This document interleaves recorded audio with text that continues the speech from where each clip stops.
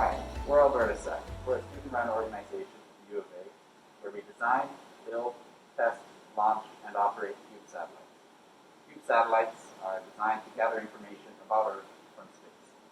This is our first satellite, Exalta 1, and a photo taken from the International Space Station as it's orbiting Earth.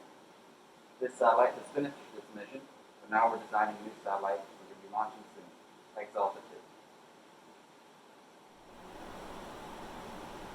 So this is Exalta 2. This is the satellite we are working on right now. Its job is to monitor wildfires. So over here we can see IRIS. IRIS is the camera. It will be inside the satellite and it will be looking down on Earth to gather information. We can also see, when we look at the satellite, the solar panels on the sides. Those actually turn in and out, and they are used to gather energy to keep Exalta 2 running.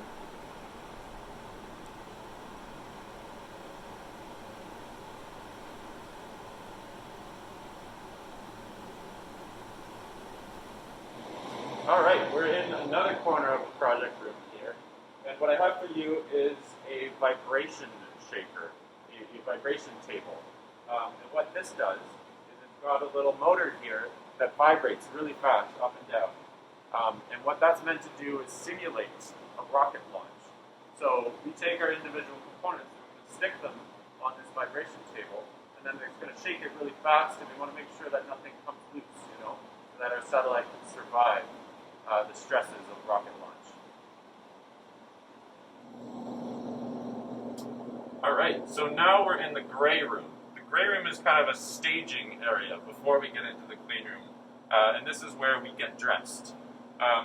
So right now, with my clothes that I wear outside, I'm kind of covered in dirt and dust that we don't want to take into the clean room.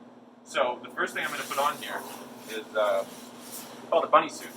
And it is a full body suit that I'm going to step into. It covers up all my clothes and prevents dirt and dust from accumulating inside the clean room.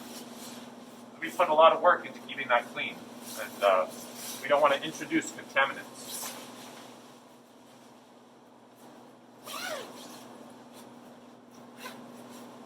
Next, I'm going to put on a hairnet to, of course, tie back my hair because I don't want to be leaving any of my hairs in the clean room. Next, I'm going to put on an anti-static wrist strap. So what this does is, you know when you're walking on a carpet and then you go to reach for a door handle and you get a little zap, or when you rub a balloon against your hair and your hair gets all staticky. Well, we want to prevent that because obviously we don't want to zap our satellite. So that's what an anti-static wristband does.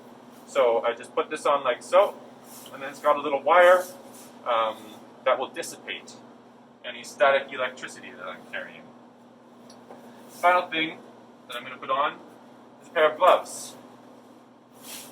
Again, to limit the number of dirt, or the amount of dirt and oils that I introduce into the clean room.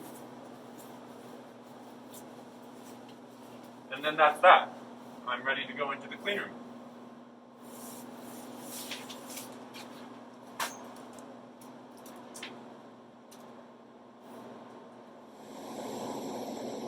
Alright, so now we're in the clean room. And what a clean room is it's a contained space in which we seriously limit the number of dust particles that are floating around in the air and can get dust on the various systems that we want to put in our actual satellite. So a clean room is very important for space systems. And Alberta Sat built its own clean room. You can see it right here. This is fully custom built by Alberta Sat students. And it's been running continuously for the last 2 months here. And there's a lot of work going on in here, and this is actually where the satellites are going to be assembled. This will be their last home before they start their journey to space. So, over on this side here, you can't see this super well, but we have the flight model solar panels. So we talked about solar panels previously in the FlatSat when we were upstairs.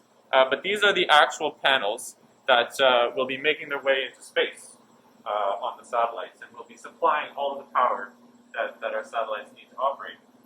Over this side, related to the solar panels are the power systems. So you saw something similar in the flat side as well. But you can see there's three kind of sets of batteries there, and those are the actual power systems that will be handling and regulating all of that power in the satellites. Other things that we can talk about in the clean room, in the back corner there is this big kind of chamber, this metal chamber, and that's actually a thermal vacuum chamber.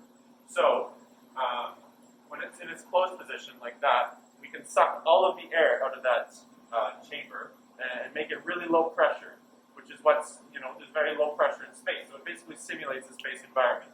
And so there's all kinds of environmental testing that we want to do in there. And the other cool thing we can do is when we put something inside of the chamber, we can vary its temperature. So we can make it hotter or we can make it colder and see how that affects the satellite's behavior and make sure that it can survive those conditions. So in the clean room, as I mentioned, we're going to be bringing together all of the various flight model components into the final satellites, and then there's all kinds of final testing that we want to do just before we send it up. So the thermal vacuum chamber, or the TVAC, will be a really important part of that because we want to make sure that our satellite can survive once it's actually deployed and once it's in space and in orbit around the Earth.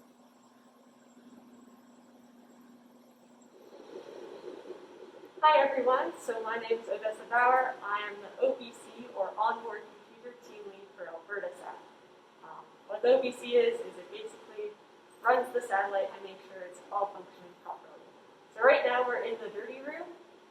Basically it's the area where we build all of our circuit boards that will be going on the satellite, as well as some testing when the boards don't need to be absolutely clean and dust-free. So first, right over here, we have our S-band antenna. It will be used to communicate data with the satellite. So what will happen is the satellite will send information down over radio frequencies. It will get picked up by this huge dish, and then it will be transferred to a computer that will, contain the data that students at the UVA can analyze. Over here, we have the mechanical section of the dirty room. So it's basically used for making any part of the structure of the satellite. So over here we have a drill press that's used for drilling holes in various items, and as well we have a bunch of different screws and bolts and other various mechanical related parts. So over here we have the OBC, or onboard computer itself. We call it a Xena. All of our different circuit boards are named after different gods and goddesses in mythology. So right now it's set up for testing with all of the different cables and harnesses. And we use basically just a computer to test it and test the various functions of it to make sure it's all working before we send it up into space. Over here we have a bunch of different testing equipment and manufacturing equipment. So this is the hot air reflow gun.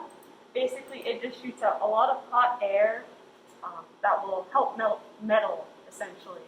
And so we can stick different components to the different boards as well. And we have a bunch of other manufacturing equipment here as well. Finally, we have a bunch of harnesses that people have been working on making. These harnesses are used for different boards to communicate between each other on the satellite. So basically any data that a board has will go through these cables to the other circuit board that needs the information.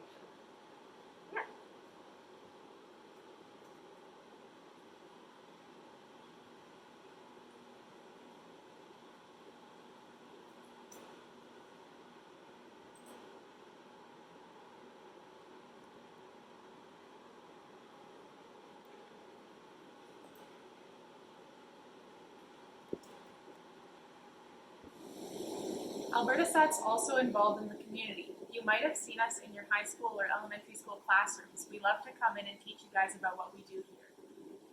We're also involved in events like this with Science FUNweek and with the Faculty of Science and Discovery summer camps.